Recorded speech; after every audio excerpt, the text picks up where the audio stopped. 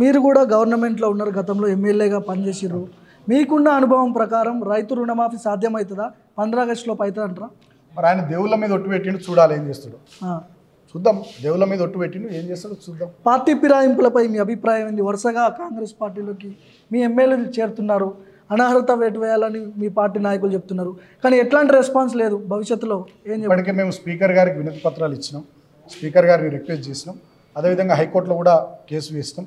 చాలా simple is the issue అండి. ఇప్పుడు మా పార్టీ గుర్తు మీద ఎమ్మెల్యే గెలిచినటువంటి దానం నాగేందర్ గారు కాంగ్రెస్ పార్టీ గుర్తు మీద సికింద్రాబాద్ ఎంపీగా పోటీ చేసిండు. ఇంకేం కావాలి?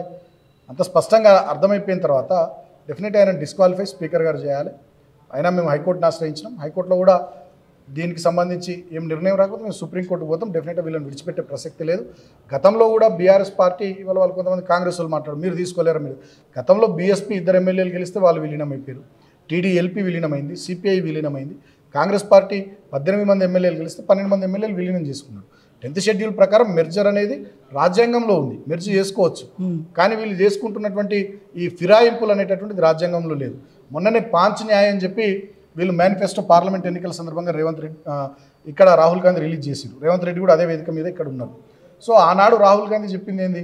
10th షెడ్యూల్ను సవరిస్తాం, ఒక గుర్తు మీద గెలిచిన వాళ్ళు ఇంకో పార్టీలోకి, ఒక పార్టీ గుర్తు మీద గెలిచిన వాళ్ళు ఇంకో పార్టీలోకి పోతే డెఫినెట్గా వాళ్ళ సభ్యత్వం, వాళ్ళ ఎమ్మెల్యేలు కానీ ఎమ్మెల్సీలు కానీ ఎంపీలు కానీ వాళ్ళ సభ్యత్వం రద్దయ్యేటట్టు చేస్తామని చెప్పి రాహుల్ గాంధీ దేశమంతా ఇక్కడనే పాంచన్యాయ డిక్లేర్ చేసిండు, దేశమంతా తిరుక్కుంటూ చెప్పిండు.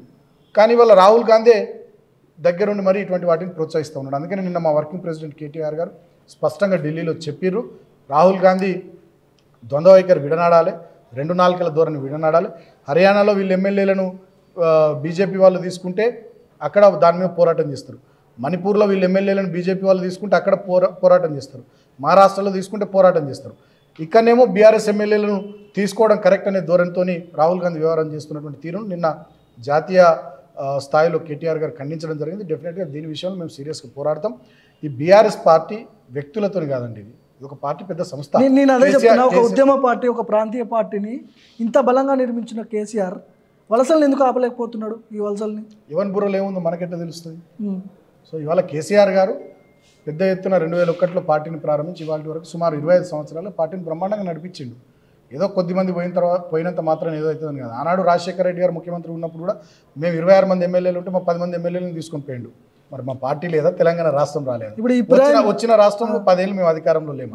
ఇప్పుడు ఎవరో కొంతమంది పోయినంత మాత్రాన, ఏదో డబ్బులకు అమ్ముడు పోయినంత మాత్రాన, ఏదో పదవులకు లొంగిపోయి వేరే పార్టీలో చేరినంత మాత్రం బీఆర్ఎస్ పార్టీకి ఏం కాదు.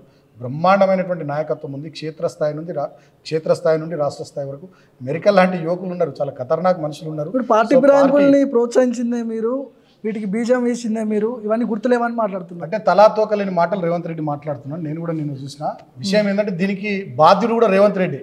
ఆనాడు 2014లో మా ఎమ్మెల్యే స్టీఫెన్సన్ ఇంటికి 50 లక్షల రూపాయల నోట్ల కట్టలతోని ఆయన పోయి మా ఎమ్మెల్యేని కొనుగోలు చేసే ప్రయత్నం చేయకపోతే అసలు మేము వేరే ఎమ్మెల్యేలను తీసుకోపోయేవాళ్ళు. ఆనాడు 63 మందితో ఉన్నటువంటి మా ప్రభుత్వాన్ని కూల్చాలని ఇదే రేవంత్ రెడ్డి, చంద్రబాబు నాయుడు, ఢిల్లీలో ఉన్నటువంటి కొంతమంది పెద్దలు కుట్ర చేస్తే ఆనాడు డెఫినెట్గా తెలంగాణలో సుస్థిర ప్రభుత్వం ఉండడం కోసం మేము ఆ ప్రయత్నం చేసినాం. అదేవిధంగా 2వ టర్మ్లో కూడా మేము ఆ ప్రయత్నం చేసి సుస్థిరంగా రాష్ట్రాన్ని కాపాడడం కోసం మా ప్రభుత్వాన్ని సుస్థిరంగా ఉంచుకున్నాం. కానీ ఇవాళ మేమే అంటున్నాం కదా, మీరు 5 ఏళ్ళు ఉండు అంటున్నాం కదా. కేసీఆర్ అన్నాడు కదా, మంచి పరిపాలన చేయరు, ప్రధాన ప్రతిపక్షంగా మా పాత్ర మేము పోషిస్తామని చెప్పి అంటున్నాం. అయినప్పటికీ కూడా మీరు మా ఎమ్మెల్యేలను తీసుకోవడం అంటే డెఫినెట్గా అది మీ అధినాయకుడు రాహుల్ గాంధీ గారు చెప్పినటువంటి సిద్ధాంతానికి వ్యతిరేకం. మొన్న పార్టీ మేనిఫెస్టోలో మీరు చెప్పినటువంటి మీ సిద్ధాంతానికి వ్యతిరేకం కాబట్టి నాయకుడు ఒక మాట, ఇక్కడ ఒక తీరుగా పనిచేస్తున్నటువంటి కాంగ్రెస్ పార్టీ విధానాలు డెఫినెట్గా మీ పార్టీ నాయకులే ఊకే గవర్నమెంట్ కూలిపోతుంది, మళ్ళీ కేసీఆర్ వస్తున్నాడు, ఇలాంటి మాటలు చేస్తుంటే ఎందుకు ఊరుకుంటాం, మేము ఖచ్చితంగా జాయిన్ చేసుకుంటాం అంటారు. నేను ఏమంటున్నా, గవర్నమెంట్ కూలిపోతుందని మేము ఎప్పుడు అనలే. గవర్నమెంట్ వాళ్ళల్లో వాళ్ళే చాలా గుంపులు ఉన్నాయి, చాలా గ్రూపులు ఉన్నాయి, ఎప్పుడైనా ఏమైనా జరగవచ్చు. మేము కూలగొడతామని మేమేం అనలేదే. కూలగొడతామని బాలకృష్ణ అన్నాడా, కూలగొడతామని కేసీఆర్ అన్నాడా? అనలే. దాన్ని ఒక బహానాగా ఇట్లా చెప్పుకుంటూ ఇట్లా మాట్లాడుకుంటూ రేవంత్ రెడ్డి 4 ఎటువడతాడు మడితేస్తాడు, ఆయన తెలుసు మనందరికీ.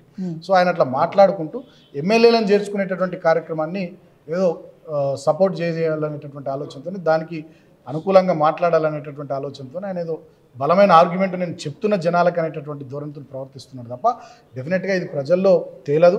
మేము కూడా మొన్న కాంగ్రెస్ పార్టీ నుంచి 12 మంది ఎమ్మెల్యేలను తీసుకుంటే ప్రజలు 10 మందిని ఓడగొట్టిరు. సో డెఫినెట్గా రాబోయే రోజుల్లో కూడా వీళ్ళకి కూడా అలాంటి పరిస్థితులు తప్పవు. నేను ఒకటే మాట కోరుతా ఉంది వాళ్ళ రేవంత్ రెడ్డిని, పాలన మీద దృష్టి పెట్టండి.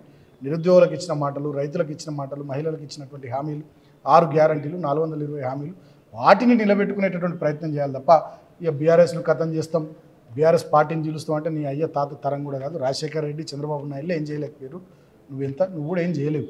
కాబట్టి నేను ఏమంటున్నంటే ఇప్పటికైనా ఈ ఫిరాయింపుల మీద దృష్టి పెట్టే కంటే పాలన మీద దృష్టి పెట్టాలని రేవంత్ రెడ్డిని కోరుతున్నాను. Right, thank you.